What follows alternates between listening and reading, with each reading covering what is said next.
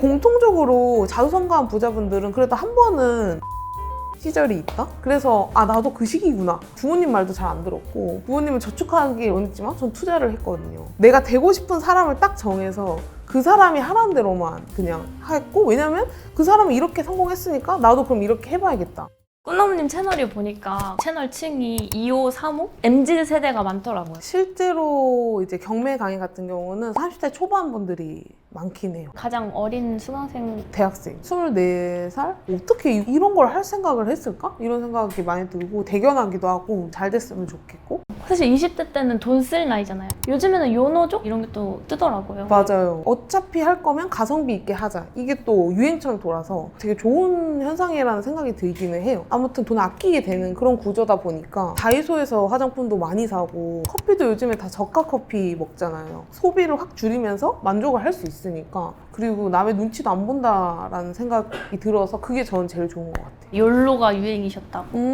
네일 꾸준히 좋아하는 친구들은 그래도 월에 5만 원씩은 네일을 꼭 하는 그런 느낌이었고, 또 미용실 좋아하는 친구들은 회원권을 끊어놔요. 만약에 50만 원, 50만 원, 100만 원, 100만 원 끊어놓고 정기적으로 가고, 뮤지컬 좋아하는 친구들은 똑같은 뮤지컬을 또 보고 회사 동료분들은 연차를 뭐 휴일에 껴가지고 길게 해외여행 간다던가. 그래서 나 거기 가봤는데 좋더라. 거기 가면은 이런 거 해봐라. 할 때 난 놀러 안 가는데? 내 연차는 이미 뭐 임장 이런 걸로 다 쓸 예정인데? 저만 말이 좀 안 통하는 느낌이 있었죠. 삶이 다르다? 이런 느낌은 확실히 있었죠. 저는 그냥 그렇게 좀 듣고 있다가 이제 할 말이 없으면 따로 그냥 제자리에 가서 폰으로 밀리의 서재 켜가지고 전세책 읽고 경제 유튜브 보고. 나 혼자 다르다는 게 부끄럽거나 눈치가 보인다거나 그러진 않으셨어요? 전혀 그러진 않았어요. 사실 그걸 왜 안 했냐? 돈이 아까워서가 아니라 안 하고 싶으니까 안 하는 거예요. 재밌어 보이면은 하죠. 근데 네일을 한다고 해가지고 손톱에 뭐 얻는 그게 왜 재밌을까? 근데 이거를 하면은 막 수익이 생기고 돈이 불어나는 재미가 있고 이게 너무 재밌는데, 조금만 공부하면 이게 바로 수익이랑 연결이 되는데 오히려 안타깝다. 이 재밌는 걸 몰라서 주변을 전혀 신경 쓰지 않았어요. 내가 결국 되고 싶은 사람이 내 옆에 친구인가?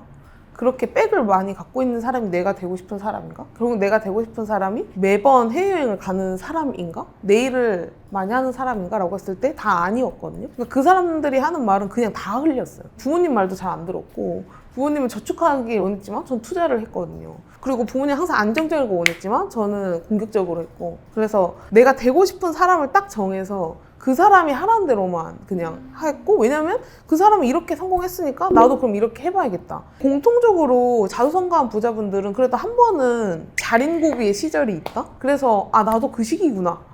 오히려 반갑다. 네, 그렇게 생각을 하고 더 나아질 저를 더 기대를 했었고, 혼자 주말에 공부하거나 강의 들으러 가거나 월급의 수익을 만들기 위해 어떤 다른 걸 하거나 그렇게 자기 개발에 완전 몰두를 하고 있었죠. 그 나이 때는 사실 가장 자산가이지 않으실까 싶은데 무슨 준비해야 돼요? 첫 번째로는 SNS를 하세요.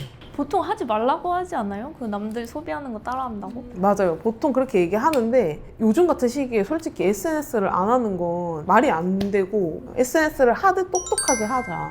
예를 들자면 보통은 주변 친구들, 지인들이랑 다 연결이 되어 있으니까 친구들이 해외여행 가도 다 보이고 재밌게 노는 것도 다 보이잖아요. 그래서 저는 계정을 그냥 새로 계정을 새로 파서 새로운 내가 되고 싶은 모습을 SNS에서 만드는 거예요. 부캐 같은 건가요? 부캐요. 부캐를 무조건 만든다. 그 부캐로 내가 되고 싶어 하는, 그리고 나한테 유익이 되고 배우점이 있는 사람들만 팔로우를 하는 거죠. 환경을 세팅하는 건데. 그렇죠. 예를 들어서 내가 돈을 잘 모으고 싶은데 안 모아져. 그럼 돈을 잘 모으는 계정들을 팔로우 한다던가, 나는 월급의 부수입을 벌고 싶은데 못 벌어. 그럼 그 사람들만 팔로우를 해도 되고, 그런 식으로 해서 이 사람들은 어떻게 소비를 할까? 이 사람들은 어떻게 돈을 벌까? 계속 추적을 하면서 배우는 거예요. 그러면 그걸 그냥 보기만 해도 영감이 엄청 많이 되고 배우는 게 되게 많거든요. 그러면서 실행을 할 수도 있고, 그래서 SNS를 하지 않는 게 아니라 똑똑하게 해야 된다. 두 번째는 해외여행이나 뭐 오마카세나 백이나 이런 것들도 되게 순간적인 도파민이 높긴 하거든요. 직장 생활이라는 게 힘들잖아요. 그거에 대해 보상을 위해서 소비를 하는데 그거보다 더 큰 도파민을 찾으면 그게 보이지가 않게 돼요. 그래서 그걸 찾으셔야 돼요. 그러면 소비를 자연스럽게 안 하게 되거든요. 그게 이제 저는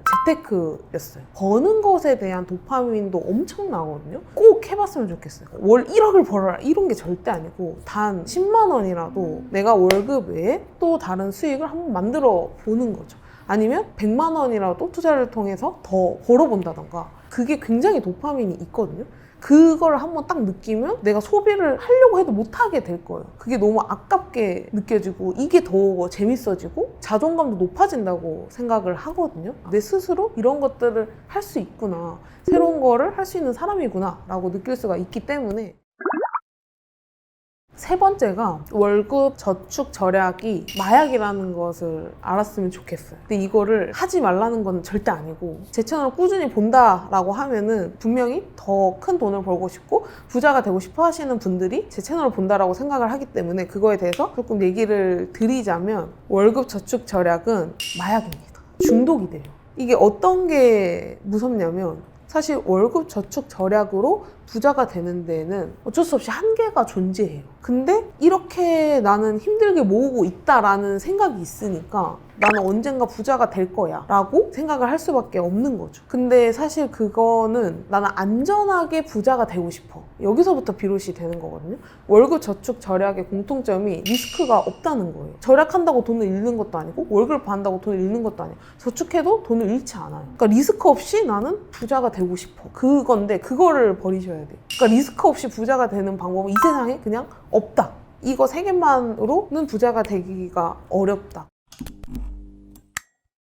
근데 요즘에는 근데 또 20대들이 더 벌기 하기 위해서 투자를 많이 하잖아요. 요즘에 되게 문제인 게 과소비를 안 하고 과투자를 많이 하세요. 과투자? 뭐 연금 저축도 하고 막 미국 주식도 하고 나는 코인도 하고 채권도 하고 엄청 많이 하세요. 그게 조금 걱정이 되긴 해요. 왜 걱정이 되냐면, 제가 아무래도 경매 강의를 하다 보니까 2030 또래분들 그중에서도 벌었다 보다 잃었다가 훨씬 많아. 뭐 얼마가 있대, 그럼 그걸로 빨리 경매 하자 이렇게 하면은 돈이 묶여 있대.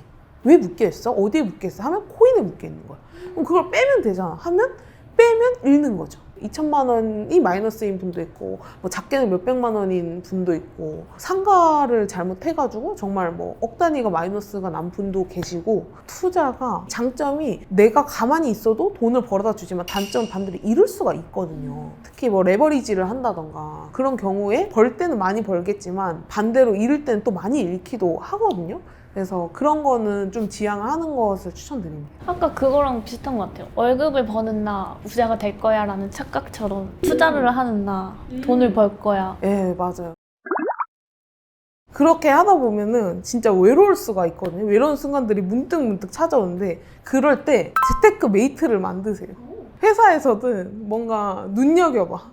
저 친구 아끼는 것 같은데 하면은 친구가 되고 먼저 얘기를 좀 해보시고, 그런 걸 못 찾겠다 하면은 이렇게 커뮤니티 같은 데도 한번 보시고, 아니면 제 채널 와서 댓글도 다시고. 과정이 지금은 길게 느껴지지만 사실 인생 길잖아요. 돌아봤을 때 그 시간이 굉장히 짧은 순간일 수도 있거든요. 지금 당장 하루하루는 되게 길게 느껴지겠지만, 근데 그때 쌓아놓았던 것들이 결국에 다 도움이 되고 진짜 부를 이루는데 기초가 된다고 생각하거든요. 그 과정 중에서 부끄러운 일들이 생길 수도 있고 좀 힘들 수도 있겠지만, 사실 그런 것들이 우리들은 다 알잖아요. 그게 굉장히 멋진 일이라는 걸 알고 있고, 우리끼리는 서로 응원을 해주셨으면 좋겠습니다. 힘드신 분들, 지금 그 과정에 있으신 분들은 꼭 댓글을 남겨주세요. 서로 응원해주셨으면 좋겠습니다. 댓글 달아주셔서 너무 감사드려요. 정말 너무 감사드리고 정말 감동이었어요. 이렇게 애정 어린 목소리 잘 보고 있고 많은 관심 주셔서 감사합니다. 좋은 콘텐츠로 또 돌아오겠습니다.